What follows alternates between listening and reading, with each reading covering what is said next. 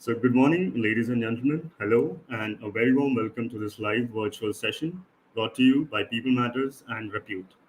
I am Dhruv, a content manager with People Matters, and it'll be my privilege to welcome you all to this exciting discussion and be your host for the day. I would like to thank each and every one of you for taking out the time and for joining us in this exclusive discussion, which has been curated by our partner Repute. Today, the discussion and the focus of our topic is going to be the aspect of open talent networks and how open talent networks are actually redefining talent management. To give you a brief understanding of open talent management, we, we will be looking into how blockchain technologies and principles of Web 3.0 have led to the creation of talent networks which are open and help facilitate the sharing of information. It's fast reshaping how we work, interact, and collaborate.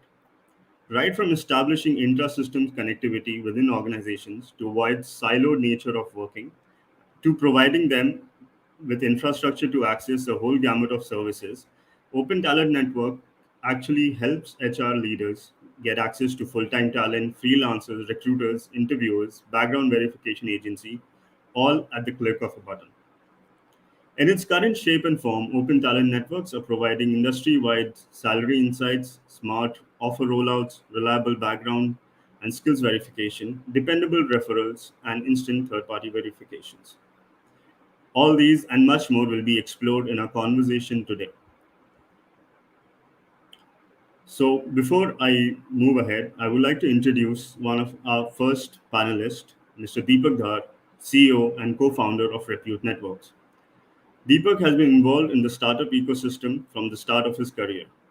He played a pivotal role and was in a part of the founding team at CitrusPay, which was later acquired by PayU. Deepak was also the co-founder of India's largest house rental startup, Nestaway. The idea of building more trust between two transacting entities and was conceived during his stint at Nestaway, and thus Repute was born. Repute is a Bangalore based company that is using blockchain technologies and principles of Web 3.0 to establish an open talent network. Deepak would initially give a short presentation to us, which will help explore the nuances of an open talent network and its impact on talent management. Welcome, Deepak, and it's great to have you today with us. Thank you, Dhruv. It's my pleasure to be here, to be able to present something which we believe is going to reshape a lot of things that are going to come.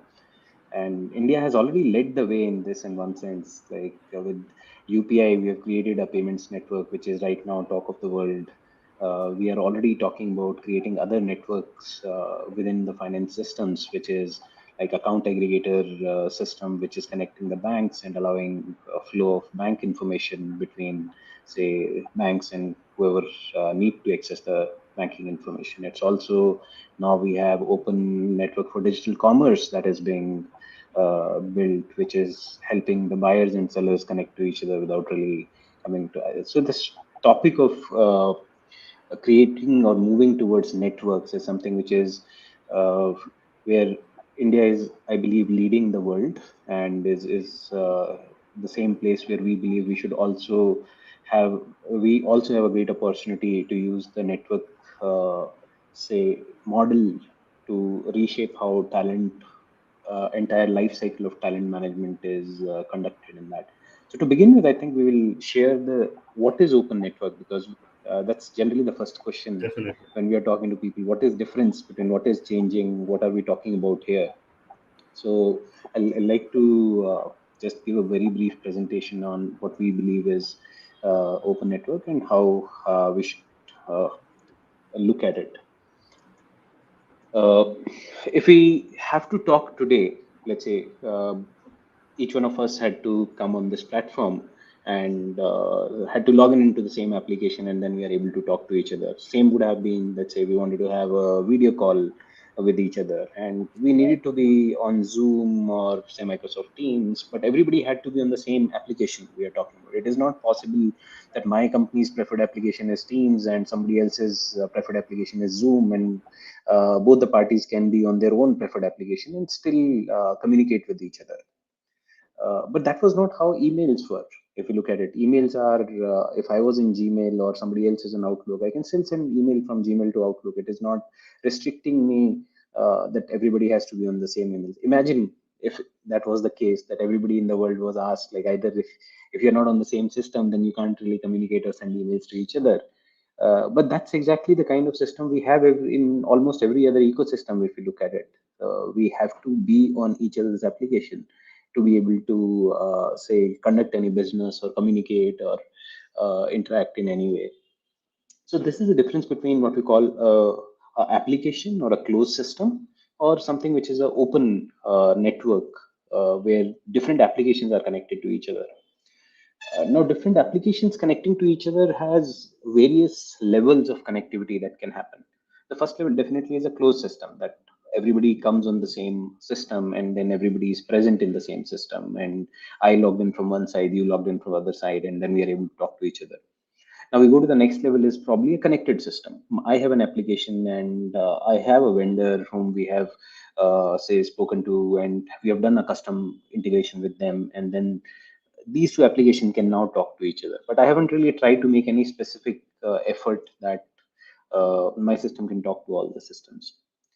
Now, next layer of openness can come. So second layer was just from closed system, we are moved to partner system. We can say that we have connected with the partner systems that we had created, and everybody have their own set of partners. And so this will be a smaller version of this, or you can say point to point, say telephone network, that me and you have a say hotline where we can connect to each other, but not necessarily a generic connection on that.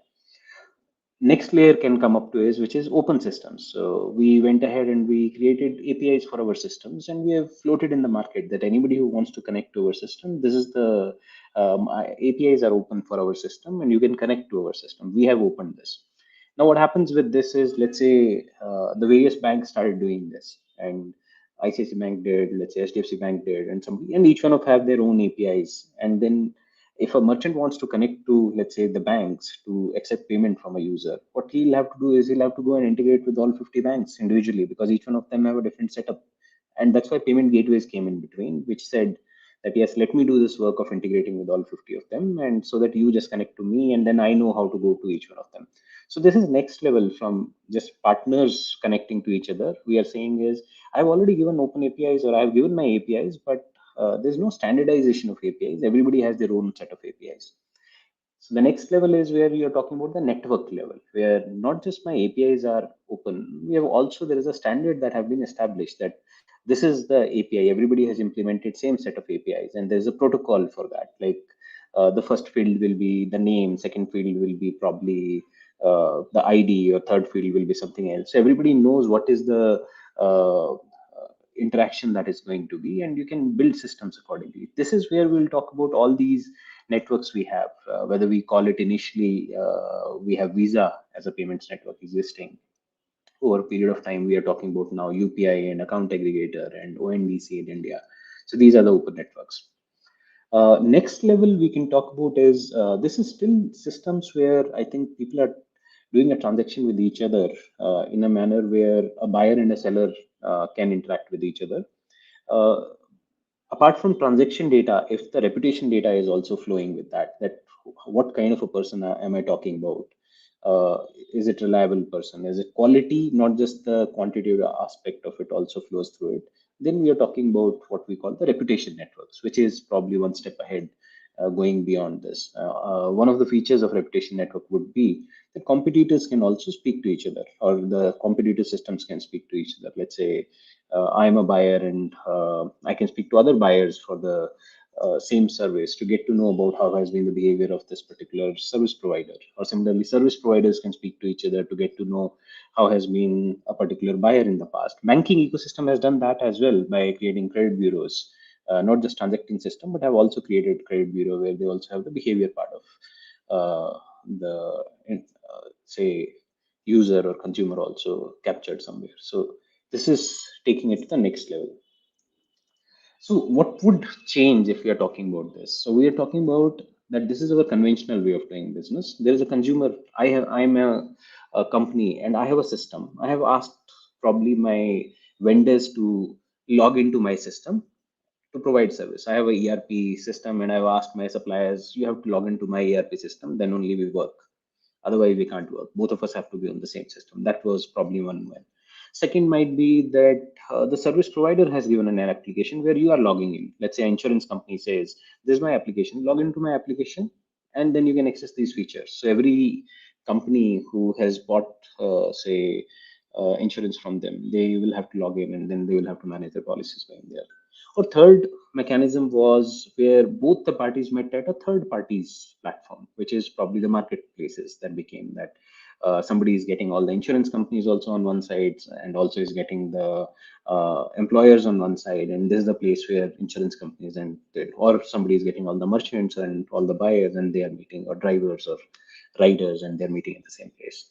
This still requires, all three of them are places where we are going to a different system. My preference of system might be anything, but because where the other party is, based on that, either I have to get the party there or I have to move to the other. If we talk about how we can move, how does the network works, is I am using the email that I want. So my application is this. I am a HR manager. My preferred application is, let's say, one HRMS, and I am in that particular HRMS. I don't want to, or why do I need to go to different service providers' systems to probably buy services or say manage my services, whether it is insurance, whether that is maybe recruitment or any of those services. So I stay in my system, others stay in their systems, and our systems can speak to each other, which is probably a way that on the internet, I have my agent, and the other party has its agent, and these agents can speak to each other. It is not necessarily that either I have to go to your house or you have to come to my house. We can directly connect to each other over phone, and where I still continue to be in my house and you can be in your house, and still we can do business on that. So this is what we call about the promise of networks rather than just the applications. How does it look like if you talk about? So it might be that there's a HR systems. The HR managers systems are maybe the HRMS, and that is their control system for basically everything that they require to manage the entire talent process that they have. And this system is also connected to, let's say, banks. The payroll is connected to the various banks also, so that now I can manage my payroll directly into on the banks. It is not necessary that I have to log into the bank website to really manage my services. Or my system can connect to maybe a lending partner, or who is giving earned wage access to my employees.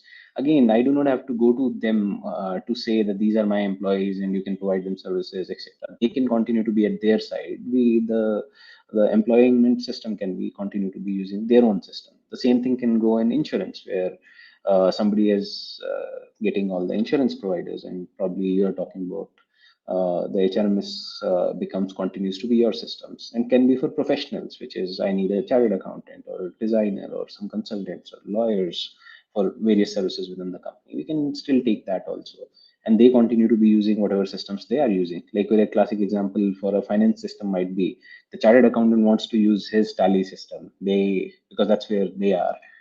But as a business user, I am using one of my systems, which might be anything else, which my chartered accountant is not comfortable with. Now, either I have to move to his system or he has to move to my system. Would have been the closed systems paradigm. Chartered accounting using his tally, and I using, let's say, my Zoho books. That is something which is where both of us are comfortable, and we continue to do this. So equivalent of that is the same as with recruiters. Each of the recruiters can keep running their own systems, and we at Talent we can continue to use the system that we have, as long as these systems are connected and the various applications are present for that. So how would this change anything if systems can speak to each other rather than we having to go to different systems? I think the first part that we are talking about is the best-in-class interoperable applications. So today we have a trade-off that we have. If we try to go for best-in-class applications, then it's very difficult that one person who started building say talent acquisition is also going to build the core HRIS, is also going to build the best payroll, is also going to build probably the best performance management system. So either we have to take a trade-off in terms of that we settle for what our preferred vendors have built, Or we go is, if we have to go with best of class that is available in the market, then the interoperability becomes a challenge. Like across these systems don't talk to each other. We're managing the same data across multiple systems. So one is this: we can have best in class systems, still they'll be interoperable if we are working on networks. Second is ecosystem level collaboration. Like today, a simple application which is background verification. Now we assign the background verification task. A new employee joins us, and this task is assigned to probably a third party agency. Third party agency somehow reaches out to the past employer and asks them, if does this employee work with you? Did he have a clean exit and all those things? And then brings back the same report, submits to the new employer. Now, between these two steps, the past employer is also, if is also on the network, new employer is also on the network. It's almost like sending an email to each other, which routes itself automatically to the past employer's concerned person, and concerned person can even set up a auto respond to it, that I don't want to waste my time on responding to these queries which are coming to. I know my data can be fetched from my HR system and can be auto responded. Or if you want to say do it in a manner where you want to review and respond every request, you can choose to do that. So that again, it's a ecosystem level collaboration. We can say the third is cross ecosystem collaboration, where I am, say, as soon as a new employee joins and my insurer is updated on that from my system itself, from HRMS, that this new employee has joined, please add him and his dependents to the insurance or group policy that is there.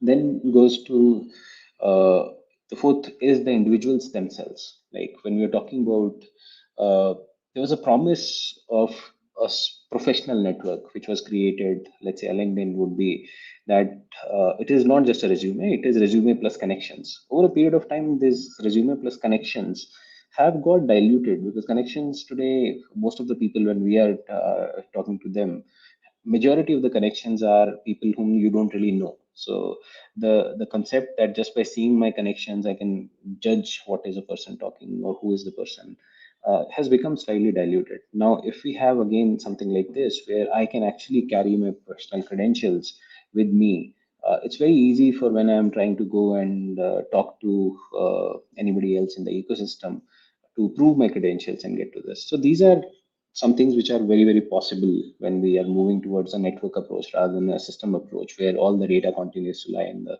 silos. Of course, there's a lot of challenge in this, which is related to security and privacy and everything else, which is why, fortunately, a technology has evolved where we did not have this technology of blockchain or distributed ledger probably 5 years ago. And now we have a technology which allows, say, collaboration across people who are otherwise competing with each other or have privacy concerns or security concerns with each other. So that's the high level on what open networks can be useful for in managing the talent ecosystem. Yeah, and thank you, Deepak, actually for actually not just taking us through the different steps of how networks have evolved, but also contextualizing it for a very for an HR framework of how these tools can actually be leveraged by HR leaders in creating impactful solutions for their employees. So thank you for that. Um, so moving ahead, I would like to invite our second panelist, Mr. Vinay Agrawal, Global Head of Business HR at Tech Mahindra. Vinay comes with a vast demonstrated experience and has been leading the HR business partner function and for the IT business of Tech Mahindra globally. He has also led the region HR of for all geographies other than North America and Europe. Prior to the current HR role, he's led the delivery excellence of Sigma 6 and other models for over a decade. Welcome, Vinay, and I'm glad to have you on this conversation. Thank you very much, Dhruv. Yeah. So just a note to the audience, if you have any questions during the session as we explore different aspects of talent management and open talent networks, please put your questions on the chat box and we will take them up once the conversation has ended. So stay tuned and let's hope for a good, insightful discussion. So, starting off this conversation, Vinay and Deepak, I would like to address a question to both of you, and maybe Deepak can go first, and then Vinay, you can take this on. We've seen the post-pandemic world of work change significantly from what it was 3 years back. But across the different changes, what would you say has been one of the most pivotal changes when it comes to talent management? What was one factor which you see has reshaped talent management to the largest extent? Deepak, you can go first, and then we can have them with his suggestions. I'm, I'm sure Vinay is way more qualified on this. I have taken most of it from our conversations when we are speaking to a lot of HR practitioners that what is changing and how it is impacting this. And one of the main concerns that have continued to come out is just because of pandemic has one uh, that everybody is present in the site, and because of that there is a level of trust and everything that is created on which is which is changing now because people are not really, not everybody is in office, not at least not every day in office. The trend of remote work and probably hybrid work is going to stay on that, and this creates a set of challenges, not just in management, also of engagement for employees. So from the HR point of view, it is directly definitely coming to that how do we manage a workforce which is not necessarily always present with you and you can physically approach them and condition the environment to get the impact or the effects that you want. Second is from an employee's perspective, I think the expectation of what they want from their jobs, I think has evolved a lot. It's not just about that I'm going there to earn my money or something else. There's a lot more. Suddenly, people have become aware of that. It's life can be very fickle, and the needs from their say professional career has or expectation from their professional careers have changed a lot. So I think these are changes which are going to be significant, and we will need a very agile approach from HR practitioners to probably manage the work as well as the employees expectation. So, Deepak, Yeah. thank you. Yeah. So Deepak is bang on. I just try to basically add some context to it and some final details. See, basically, a pandemic, to my experience, has brought a very fundamental shift. So when people are working together in a workplace, a lot of things are taken care by human dynamics. Now, the hybrid work culture, hybrid work model that I think globally every company is, and more in the context of IT, because manufacturers companies and most of the other industries are basically back to normal, but IT is going to remain hybrid. So, in a hybrid environment where at any moment, very unlikely that all your colleagues or teammates will be together. So the basically the magic or basically the human dynamics will never be 100% at play. So the trust factor, which is basically the whole genesis of the whole team play, collaboration, or whatever we say. So that is no more. You can't take it for granted. You have to constantly build that, nurture that. It is said in the fraternity in different words, on basically inclusiveness or employee experience. But the point is that the trust is requires a lot more intentional effort, which in a nutshell I can say that has to be constantly nurtured by human endeavor plus enabled by technology. And that's where I think the Deepak open network that he's talking about. So technology is enabling that constant, I would say, constant nurturing of the trust. But from human side perspective, there's a lot of talk happening that empathetic leadership. So leadership also has to evolve. Leaders have to really make sure that they always are conscious of inclusiveness, which means, in a very simple terms, let's say if I'm having a as a leader, I'm having a team meeting of 30 people, 15 people who are remotely joined that meeting. I have to make conscious of to make sure that their opinions are also heard. So Exactly. in a nutshell, I would say what has changed is that trust cannot be taken for granted anymore, which was earlier the human dynamics was taking care of it subconsciously. It was happening automatically, a majority of it. In the change, in the new scenario, that trust has to be constantly nurtured by by a basically much more empathetic leadership on a human aspect and enabled by technology. Open networks is one example, and there are HCMs.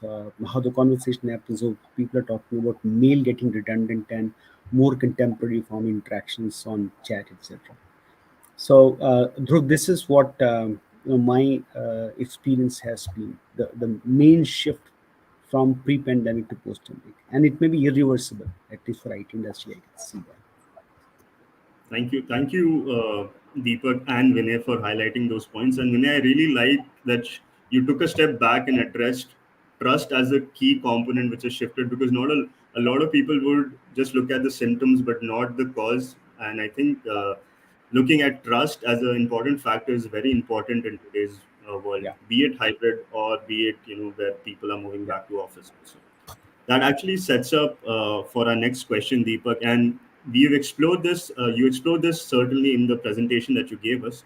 But how do you think these challenges, and especially the aspect of building trust that Vinay mentioned, how do you think open talent networks can equip HR leaders to address some of those problems today?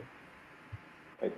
I think trust is, Vinay has absolutely put it right, as that the trust is an important factor, which was for granted in our physical world. It is not just the talent ecosystem, it's for any commerce also. Like if I'm walking into a shop, a lot of the trust evoking factors were that there's a shop, you're not going to run away from here. Probably there is some things which are in the shop which are giving you, yes, I can trust this person, etc. So a lot of physical aspects used to give cues to us, where which used to automatically tell us that I can trust this or not trust this. Not necessarily all of them were right, but at least we emotionally used to feel that yes, I can go ahead with this. Now with a lot of those physical cues missing, how do we trust somebody else? Now, trust, I would say, is a forward looking activity. That today you are saying, can I rely on this guy for something that I'm trying to do for future? Reputation is something which is used as a trust mechanism in general. Reputation is the backward looking thing. Like, what do people say about me? Like, if this job is given to Deepak, will Deepak finish it? Based on the past experience of such tasks which have been there, I have never interacted with, say, this person, but based on other people's interaction with him in the past, it has come out, if this work is given to Deepak, Deepak is going to finish. So the reputation of Deepak to be able to finish this Yeah. first time when I'm interacting this gives me the trust that I can go ahead with this, which earlier was very much dependent on the physical cues which I was getting when I was interacting with Deepak. I was working with Deepak. Maybe I was just swinging by. I was seeing him in cafeteria. A lot of those things used to work out based on those. Now I do not have those cues, so I'm taking up cues from something which gives me more systemic approach towards what is the reputation of various people for various things, and the reputation is the angle that is giving us trust. So there are two parts. One is when we are talking about networks, especially blockchain based networks, it eliminates the need of trust at some places where you're saying, I'm not going to do, I don't have to trust. Like when the goods are delivered, the payments will be released automatically. Those are the kind of things. But in human behaviors, etc., that's not how it works. It works on reputations, which is you cannot eliminate the need for trust, but you have to create trust. And trust is largely for us is through reputations. What we call, for others it is brand. We can put it out that brand is basically a reputation that you have created. Now we need to have a brand at every individual level. Every individual need to have its own brand, and that is what is going to, if I have a brand of certain things, I'm going to do my work, I'm going to be, I have told my things correctly, this is what, and that is what is going to change how trust is going to be created and managed going forward. And every interaction should then add to this reputation over a period of time, which is uh, that if I do something wrong today, this is not going away. This is probably getting added to my reputation, and tomorrow somebody else will also be able to access this part. And so there's a shadow of this being cast on my future. So my incentives to behave in an honorable manner continue to be high, even if we are not physically meeting, even if I don't have to ever face you again, but we continue. So that is where I believe like open networks are required to create the immediate reputation that is should create such a trust. A very simple example would be when a new employee is coming. Where did I work in the past? Where I have gone to school or college, etc. That should be something if I can really query from the network. I already know. Let's say I cannot query the network from my exact educational institute, but my past employer and my past to past employers told, yes, Deepak has gone to so and so educational institutes. Now my new employer can trust that past 3 or 4 employers are saying that Deepak has gone to this. I don't have to go back and verify that again.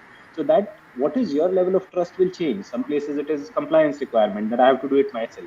Some places it's just a trust requirement that can I believe this to go ahead, and if I can believe my peers in the industry for some information, good enough. I'll go ahead with that. That is what a reputation network can help on that. Sure. Thank you, Deepak. And I like the point where collaboration has become trust and reputation do become the bedrock for collaboration. And as HR systems try to become more agile, we require faster and more responsive talent network to an extent to sort of help HR leaders create that agility. So thank you for that, Deepak. Uh, my next question to you, Vinay, is we explored the digital tools aspect of addressing some of the challenges that the post-pandemic world has faced. But for any digital tool or a digital-first strategy, you need HR leaders who have the right mindset, the skills, and perspectives to implement those tools and work with those tools.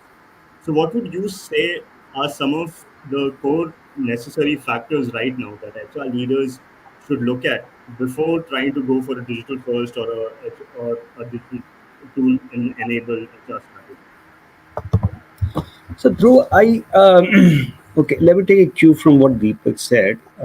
So, individuals are getting empowered, and each individual is becoming, in some sense, in enterprise. They have their Yeah, own reputation, they have their own history. They, on people make an assessment of what this person may be capable of, etc. So, at workplace also, the individuality has really grown.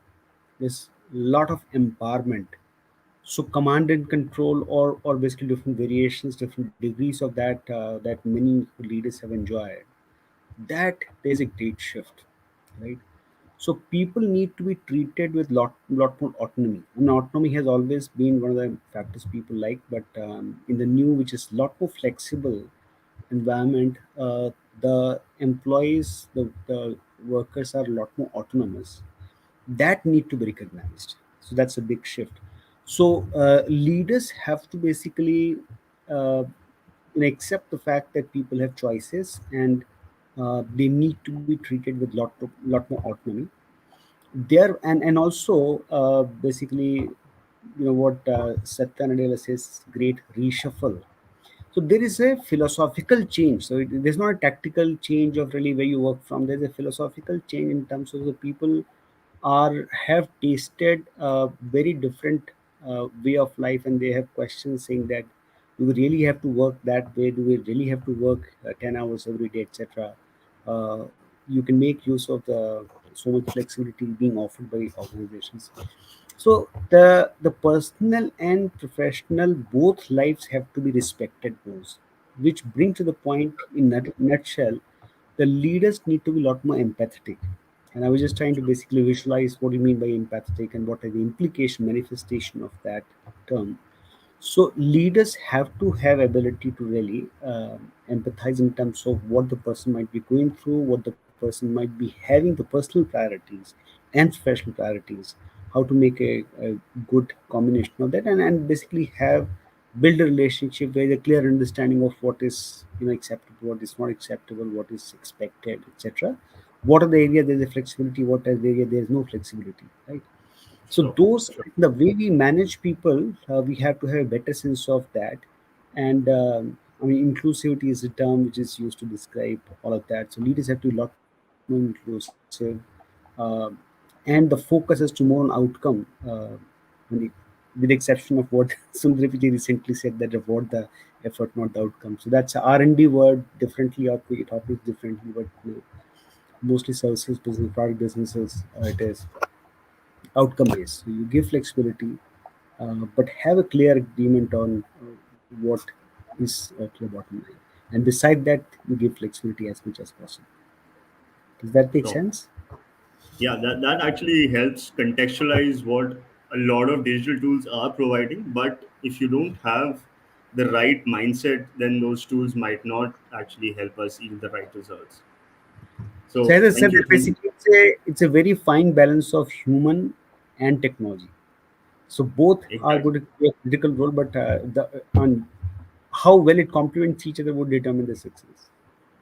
Definitely, Vinay, and I think that's a core lesson out of this conversation also.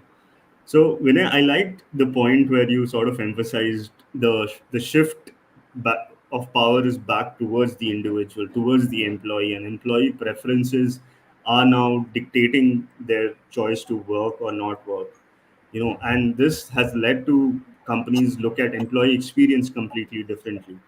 So, Deepak, coming on to you, the aspect of an open talent network for example, the one that Repute has, how do you look at driving employee experience and helping employees get access to maybe different financial services or HRMS services so that HR leaders are able to curate that employee experience easily for their employees? Right. So, when we talk about reputation of an individual, the reputation of the company also, where the employer where he works with or the people that he's associated with are something which say enhances or adds to his own reputation also. Now, when I'm going and probably asking for a loan or access to say earned wages, which is that it's 15th of the month, and I would want to probably withdraw out my 15 days of salary out of that. If people know that I work here at this particular place and I am earning so much and I'm still in employment, I haven't really put in my papers and all those things, it becomes very easy for me to do. It should become as easy as probably me asking for my salary advance from my own company. There's a very simple example that can put out, just because not just your company knows that you work here, but everybody in the world have a very reliable mechanism to know that you work here, and so everybody can take a call basis the same way which your company was able to. So in a closed system, which is your HR manager knew that you work at this company, or people within your company knew that you work at this place and you earn so much. But now uh, anybody whom you want to expose this information to can reliably know that this is Deepak works at this company and this is what he's earning and this is what his say progress has been, etc. Based on that they can judge. So certainly the experience that is coming out is changed on that. Same as my data or my say performance thing, what I have kind of projects that I've been working on, etc. If I can project those to, let's say, a learning and development company where they can chart out a path for me, that again changes something where my growth is not just a management activity which is just in my hand. I'm also partnering with various people because I'm giving them access to what I am working on, so that, or the kind of work I'm doing on, so that tomorrow they can also help me. The Deepak, it will be best if you are using, you should go through this course, or maybe this will be helpful for it. Now imagine Deepak actually wants to enroll for that course, but does Deepak have say training and development budget, which say the organization is going to pay? Now the company can reach out to this organization to find out that Deepak wants to access this course. Are you okay to allow Deepak to do this? And they can directly raise this invoice with the company when it is happening. And I'm not really dependent on going with one or two partners that my company has already say tied up with. I can go to anybody because now anybody can reach out to my organizer or my employer to say ask for if I'm allowed to do this and probably raise an invoice there, which makes it very very seamless. So the idea is something. I think this was a question asked from Sachin Tendulkar a lot of time long back. He got a very mega deal in terms of sponsorship, etc. So what do you do? And he said, like, for me now it means I can play freely. I don't have to worry about all the other aspects of it. Everybody else is taking care of those aspects. I can just focus on the game which I want, I love, I want to play. So I think it is those kind of experiences where we have to create that. I want to code, so I should be able to code. Now everything except around that should be taken care by somebody automatically, in the sense that a similar way a celebrated talent, let's say in sports, would be doing. So they don't go around doing a lot of other works. It's like uh, where is my say kit coming from, or how is my travel getting planned, and all those things. Now automatically all those things are getting done at a more micro level, in terms of that this is a tool that can help you, this is a training that can help you, or you need financial help, you can take this. Probably this is a insurance that can be added to cover your say family and other things. this is how you build your reputation in the space, which is now carried forward with that kind of work that you can get in future.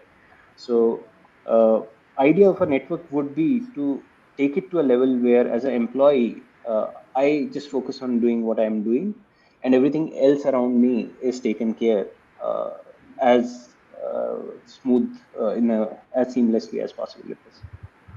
Sure.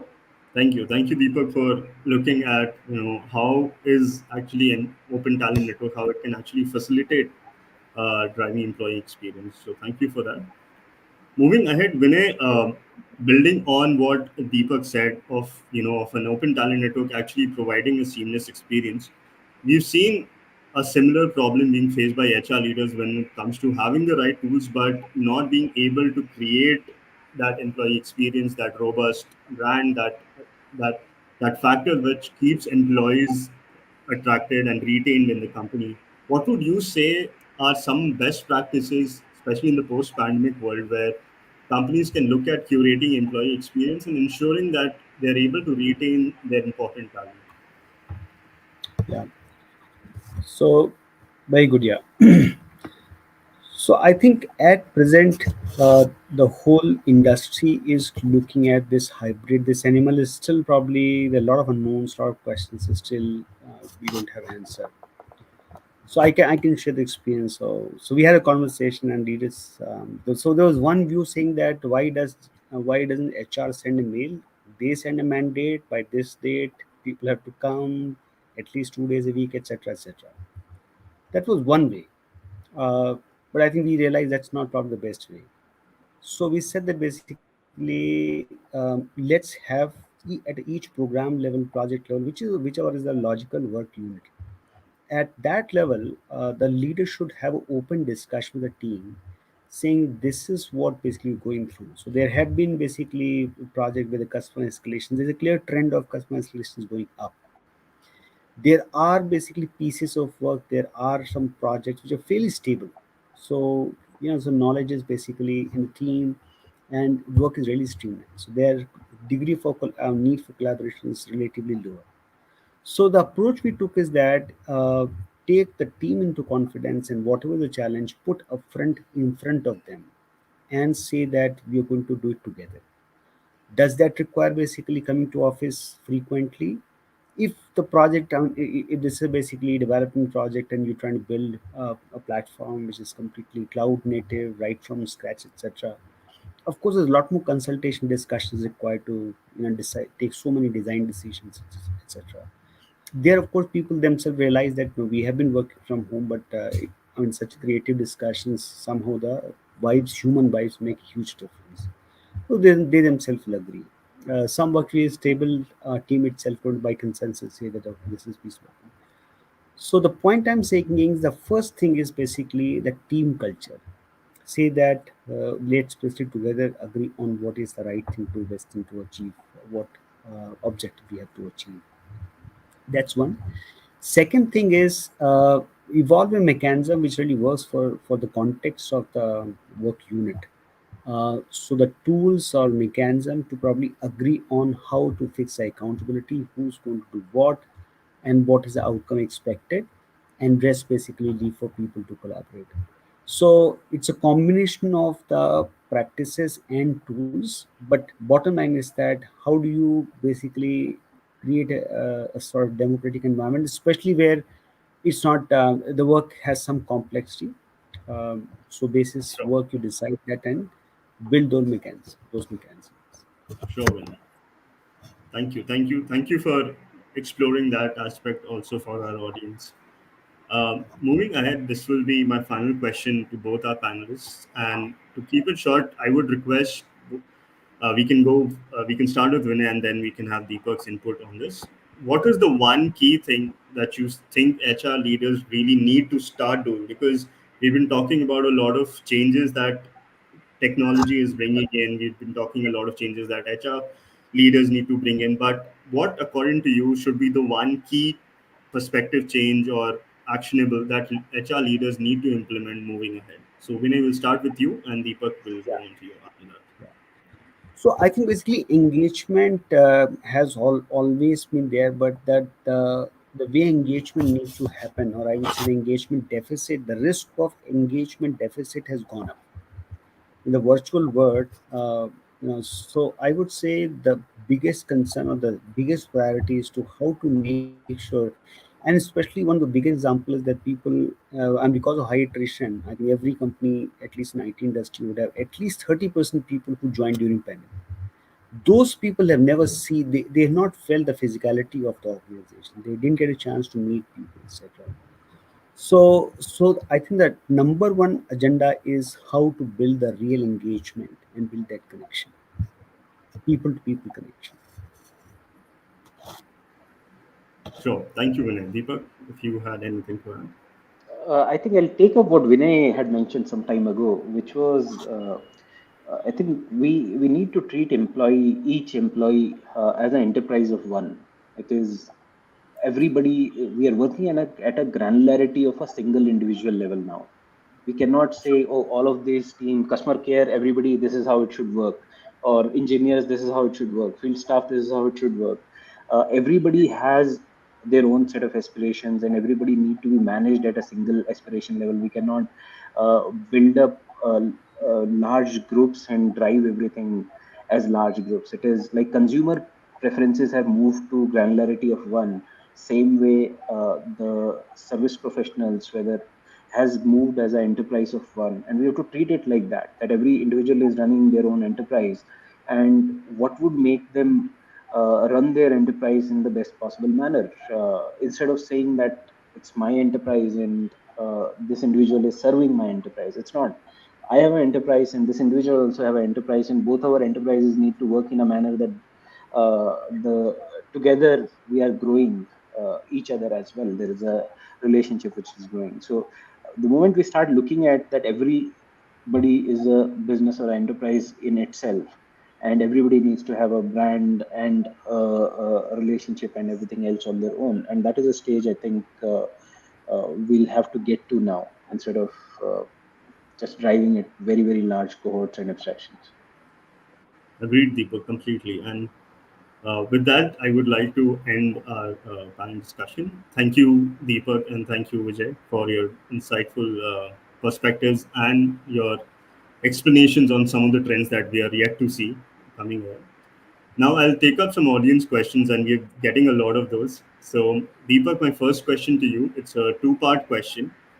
Firstly, our audience really wants to know whether Repute is what differentiates Repute's talent network from other job networks. That's the first part. And second part, what would you say are some of the core USPs of Repute's talent network? So we are not, Repute itself is not a job network. Jobs is like, we are trying to put it out that this is the entire management of life cycle of a talent, starting from whether it is hiring or onboarding or management during or growing the talent, and maybe separation, everything else is taken care. And Repute is just connecting systems. It's not really, the use cases are being built on those systems which have got created. And how is it different? The first difference is, if a job portal, or let's say a social network or a professional network that we exist today, is really their resumes. That is something I wrote myself. I claimed various things, I have put them out. So today, what we have is this. Their large job is discoverability, that somebody is able to find me if they want to reach out, and just on the talent acquisition space itself, if we put it. At Repute, it would change to, it's not what I am saying I have done, or this is what others are saying. And that makes a lot of difference. If resume was today, you get it, and after that, we are verifying the details of those, whether they were correct, by sending it somebody else. Now we are talking about is, it's not, let's say, Deepak who said that I have worked at Nestaway, but Nestaway has said that Deepak has worked at Nestaway, and say Citrus has said Deepak has worked at Nestaway, and these were his roles and everything else. Now that's very different, first of all, in the reliability aspect itself, that yes, I know that these activities have the data points that are coming are more of degree, not a resume. The degree given by institution is like, yes, you have done this job, that is degree, versus a resume where I claim that I have done this kind of thing. So a very core difference is that itself. Second, as I told, it's not just about finding job or something else. It's a lot more than just me putting up my profile, it is also the shared information which is coming from the network, which might be from my peers who have worked with me and my past employers. And so my profile is going to be way richer than what generally is going to be available. The end goal for us would be that somebody is able to say search in a Repute engine that I need Java engineers, and there's a list of Java engineers in the stack order of the relevance to the kind of job that I am doing in my company. Now, both parts are important. The skill on the other side is also important, and what I am doing is also important. And based on that, there's a search which gives probably these are the people who are the best people to actually fit into the organization by culture or by experience or whatever it is. So those are the kind of things which we would want to take it, and that is possible only when there is a data existing beyond the silos that they are currently lying, and that is where we are trying to connect the systems so that systems can speak to each other and create those experiences. Exactly. And hence the open nature of talent, of your talent network. So thank Yeah. you for that, Deepak. Because of time constraints, we'll be taking one more audience question, and this will be directed to you, Vinay. So we really want our audience wants to know, how do you address the problem of employee retention in a post-pandemic world? So again, I think it goes back to the trust part most. So in the short term, I think the salary have created a lot of basically disruption. I would say last few quarters, and at this stage, I think where the global economy is heading towards is a matter of speculation. There are various point of views people have, um, but I think the ultimate principle economy that whatever is a demand supply equilibrium, it will probably take its own course and reach there. So yeah, compensation is a temporary disruption, I believe. But at the end of it, basically, the whole thing would be trust. So will I have a good career in the company, or whatever I do in this company is going to enhance my employability, it's going to enhance my value. So that will remain the biggest questions which will make people stick. And of course, there's one side, and there are basically, I would say, lot of individuals who basically take a decision that career is important but life is more important, right? So if I get some my personal choices, the company is able to match that, I'm happy to probably have some compromise on the compensation and other factors. So net basically the value proposition that the employee is looking for, value proposition which company is offering, and again I'll pick up from Deepak is that those there's a mass customization. So how we understand, but we have to find ways to understand what those value propositions sought by each person, and the closer you can match, the bigger success you would have of relationship between employee and employer. Thank you, Vinay, for giving us a short, brief look at it, because I'm sure it's a problem which is an ongoing problem, especially in the current world. But I like you helped us put a good perspective on it. So I think we still have time for just one quick question, and this question is for you, Deepak. When you talk about open talent networks, how do you think it can actually help support sustainable and inclusive business growth? So two important factors of business today. This earlier it used to be land labor capital. I think the land part has gone out to at least in a lot of knowledge work. It's labor and capital, basically human talent and the financial capital. So we are talking about something which is almost 50% or more than 50% important.